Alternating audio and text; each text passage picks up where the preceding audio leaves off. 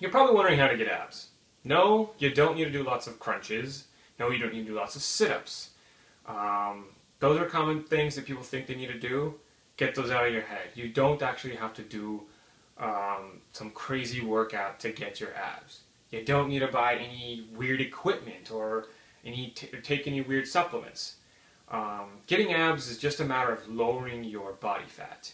So having said that, what are some good ways to lower body fat? One of the best ways is to do cardio. Cardio is basically something that gets your heart pumping. It gets you moving.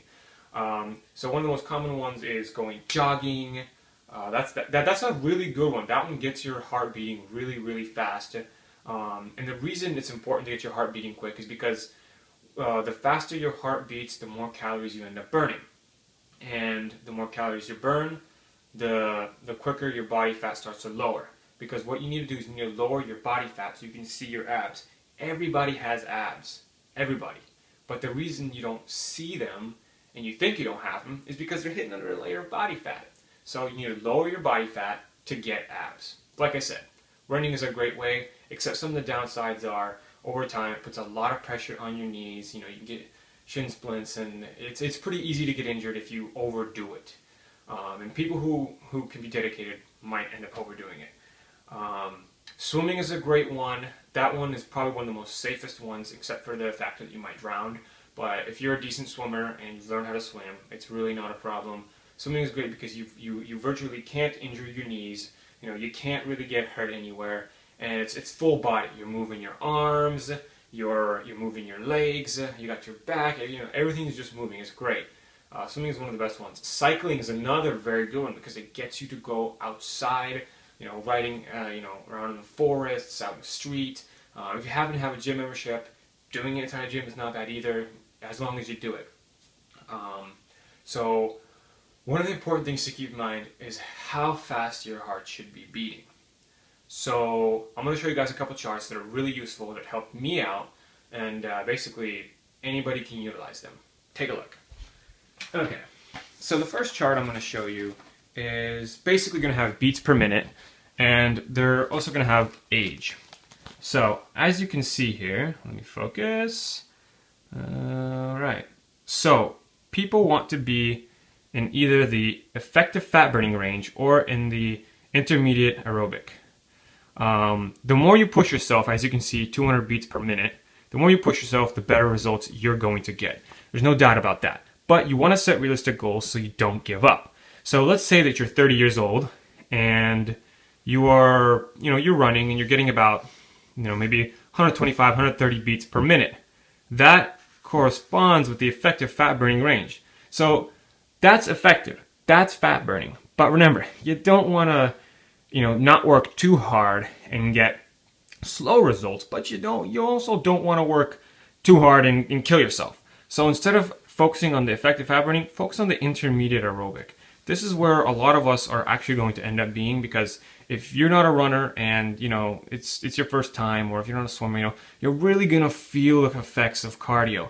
So my advice to you guys is shoot between anywhere from 130 to 160 or 140 to 180 beats per minute to stay in the intermediate aerobic fat burning range. And as you can see, that corresponds with 65 to 85 percentile difficulty range. Sorry, can't talk today. But yeah, so that's important. Now, you guys are probably wondering, how exactly are you supposed to know how many beats per minute you're getting? Go ahead and get yourself either a stopwatch or get yourself a cell phone. I mean, come on guys, we all have cell phones now. Go ahead, take it out and find your pulse. You can either do it by the neck or do it right here with your arm. So I don't know if you can see that or not, but basically find the bone, put 2 fingers, start feeling the pulse, and set your timer for 15 seconds. And within those 15 seconds, count how many beats you get. Then multiply those beats by 4. That's going to give you how much beats per minute you get, basically. And that'll show you that that'll show you that whether you're in the correct ranges or not. So, like I said, again, remember, you want to be anywhere from 130 to 160, But I mean, seriously, push yourself, guys. Come on, let's be in the intermediate aerobic range, 140 to 180. Here's another cool chart I want to show you. This one has more definitions, just to kind of keep your head in mind with all this kind of cool stuff. So beats per minute, exercise zones. So if you are 50 years old, you can see that the required beats per minute are significantly a lot less. So here they're 119 instead of like 137 for a healthy 25-year-old. And the reason for this is because as you age, you don't nearly need as much exercise. Also, there's a danger factor to it. You could overwork out, you can get injured a lot easier as you age. So keep those things in mind, and you guys will get your abs in no time. I can tell you that abs are definitely a part of, lowering your body fat, but there's another component to it. You can get them by doing weightlifting and diet. So the weightlifting won't burn too many calories, and it doesn't necessarily, just target fat. It burns calories, it'll help you build muscle, but as you lose fat, you definitely want to build a little bit of muscle so you don't look, completely ridiculous, and you don't look anorexic, and you don't have fat hanging on top of your, anorexia.